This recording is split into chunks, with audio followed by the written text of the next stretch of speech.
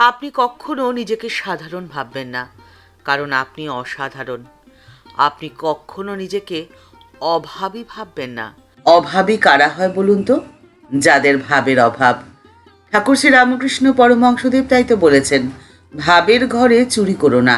যারা ভাববিহীন হয়ে কাজ করে তাদের যে কোনো কাজই অর্থহীন, রুক্ষ শুষ্ক। বাইরে থেকে তারা যতই লম্বা চওড়া কথা বলুক না কেন, তাদের ভেতরটা তো মরুভূমির মতো শুষ্ক। আর সেই রুক্ষ শুষ্কতাকে ঢাকার জন্যে তারা আপ্রাণ চেষ্টা করে। তাই অন্য লোকের কথায় আপনি কিন্তু একদম কান দেবেন না। আপনি নিজের মতো করে চলুন। ঠাকুর শ্রী রামকৃষ্ণ পরমহংসদেবের আদেশ ছিল, রসে বসে থাকো গো তোমরা। এই রসে বসে থাকার প্রকৃত অর্থ কি? যে কোনো কাজ ভাবের সঙ্গে করা, আন্তরিকতার সাথে করা, ভালোবেসে করা। ভাবের ব্যাপারটা অত্যন্ত সূক্ষ্ম। ভাবের ব্যাপারটা ইন্দ্রিয় দিয়ে বোঝা যায় না। আর অভাব, অভাব হলো স্থূল, যা ইন্দ্রিয় গ্রাহ্য, ইন্দ্রিয় দিয়ে বোঝা যায়। ভাবকে বুঝতে গেলে ষষ্ঠ ইন্দ্রিয় লাগে। এই ষষ্ঠ ইন্দ্রিয় হলো আপনার মন। আর ঠিক সেই জন্যে আপনি যদি নিজেকে ভাবের ঘরে রাখতে চান, তাহলে আপনার মনকে যে মুক্ত রাখতে হবে। মনকে বেঁধে রাখা একদম চলবে না। ঠাকুর শ্রী রামকৃষ্ণ পরমহংসদেব বলতেন, বন্ধন আর মুক্তি এই দুয়ের কর্তা যিনি, তিনিই হলেন ভববন্ধনের বন্ধন হারিণী তারিণী।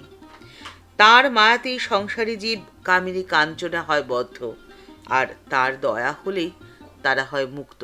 ঠাকুর বলতেন যে ঈশ্বর কোথায় নেই? ঈশ্বর জগতের আধার এবং আধেয়, দুই দুয়ের মধ্যেই তিনি প্রকাশিত রয়েছে। ঠিক যেমন মাকড়সা আর তার জাল। মাকড়সা তার ভেতর থেকে জাল বার করে আর নিজে থাকে ঠিক সেই জালটির ওপরেই। আপনি যদি চান ঈশ্বর আপনাকে সাহায্য করুন, তাহলে আপনাকে ঈশ্বর সাহায্য করতে বাধ্য। শুধু আপনার চাওয়াটি হতে হবে শক্তিশালী।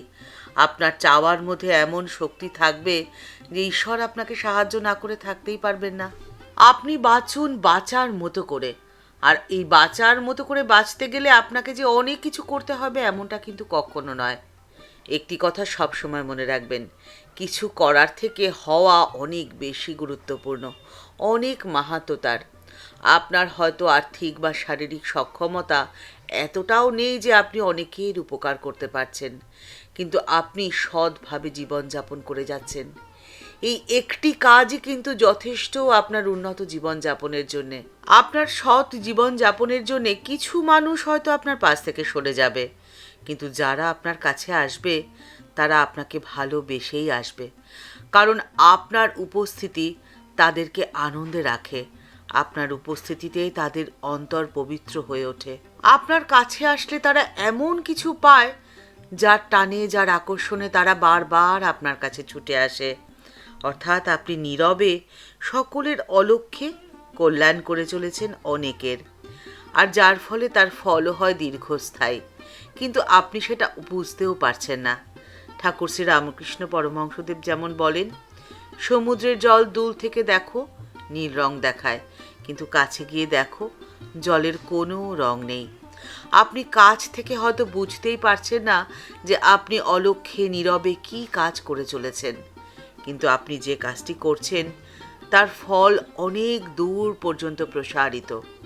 আবার আরেকজন ব্যক্তি, সে হয়তো অনেক কাজ করে চলেছে, অনেকের উপকার করছে, অনেক সমাজ সেবা করছে, আর এত কাজ করছে যে তার নাওয়া খাওয়ারই সময় নেই। কিন্তু সেই কাজের মধ্যে যদি স্বার্থপরতা মিশে থাকে, যদি পবিত্রতা এবং সততা না থাকে, তাহলে বাস্তব কথাটি হলো তিনি কোনো কাজই করছেন না। সেই কাজ অর্থহীন, সেই কাজ বাস্তবে কারোর উপকার করতে পারছে না। সেই কাজ শুধুমাত্র তার নাম কেনার জন্যে, স্বার্থ চরিতার্থ করার জন্যে। তাতে কারোর কিচ্ছু লাভ হচ্ছে না, অর্থাৎ বাস্তবে তিনি ভালো কিছু করছেনই না। আর ঠিক সেই জন্যেই একজন সৎ এবং উন্নত চরিত্রের মানুষকে খুব বেশি কিছু করতেই হয় না। ঠাকুর শ্রী রামকৃষ্ণ পরমহংসদেব বলতেন, ফুল ফুটলে ভ্রমর ঠিক আপনি এসে জোটে। আপনার অন্তরের ফুলটি যদি প্রস্ফুটিত হয়, তাহলে আপনার চারপাশে বেশ কিছু ভালো মানুষদের আপনি কিন্তু ঠিক পেয়ে যাবেন। সংসার জগতে যেমন এই নিয়ম, ঠিক একই নিয়ম খাটে আধ্যাত্মিক জগতেও। লীলা প্রসঙ্গ গ্রন্থে স্বামী শারদানন্দজি লিখছেন, ঠাকুরের সিদ্ধিলাভের পরে তার কাছে ভক্তরা দলে দলে আসতে শুরু করলেন। তারা কিভাবে কোথা থেকে ঠাকুরের কথা জানলেন তা কেউ জানে না, এবং সেই ভক্তদের পরিচয়ও কিন্তু ইতিহাসে লেখা নেই। একদিন মাস্টারমশাইকে একান্তে পেয়ে ঠাকুর সঙ্গোপনে কিছু কথা বলেছিলেন, তাকে কিছু প্রশ্ন করেছিলেন। সেই কথোপকথনটি ছিল অনেকটা এরকম। ঠাকুর মাস্টারমশাইকে প্রশ্ন করছেন, তুমি আমার স্বপ্নে দেখো? মাস্টারমশাই বললেন, হ্যাঁ, অনেকবার দেখি। ঠাকুর বলছেন, কীরকমভাবে দেখো? কিছু উপদেশ দিতে দেখো কি? মাস্টারমশাই তখন চুপ করে রয়েছেন। ঠাকুর মৃদু হেসে বললেন, যদি দেখো আমাকে শিক্ষা দিতে, তবে জানবে সে আমি সচ্চিদানন্দ। সচ্চিদানন্দ নানান রূপ পরিগ্রহণ করে থাকেন, আর এই অবতরণের উদ্দেশ্য তো একটাই, তার প্রিয় ভক্ত যাতে তাকে নিয়ে সব রকমভাবে নিযুক্ত থাকতে পারে, তন্ময়তা লাভ করে। তিনি অভাবী আমাদের জন্যই নিজের ভাবকে ছেড়ে মূর্ত হন, মর্তে অবতীর্ণ হয়ে থাকেন। এটা কেবল ভক্তিরাজ্যের কথা নয় গো, শ্রুতি সিদ্ধান্ত এই একই কথাই বলে।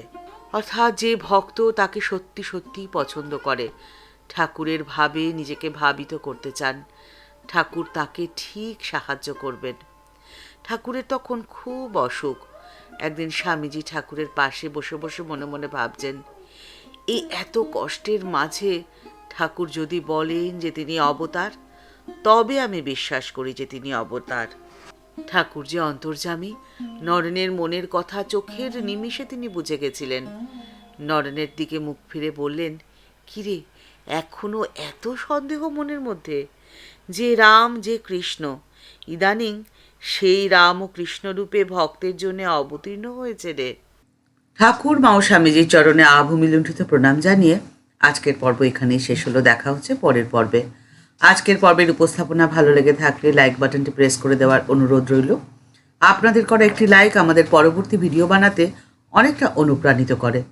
আপনি যদি এই চ্যানেলে নতুন হয়ে থাকেন, চ্যানেলটিকে সাবস্ক্রাইব করে বেল বাটনটি ক্লিক করে দিয়ে অল বাটনটিতে ক্লিক করে দিতে পারেন। তাহলে এই চ্যানেলে ভিডিও আপলোড হলে আপনার কাছে সবার প্রথমে নোটিফিকেশনটি চলে যাবে।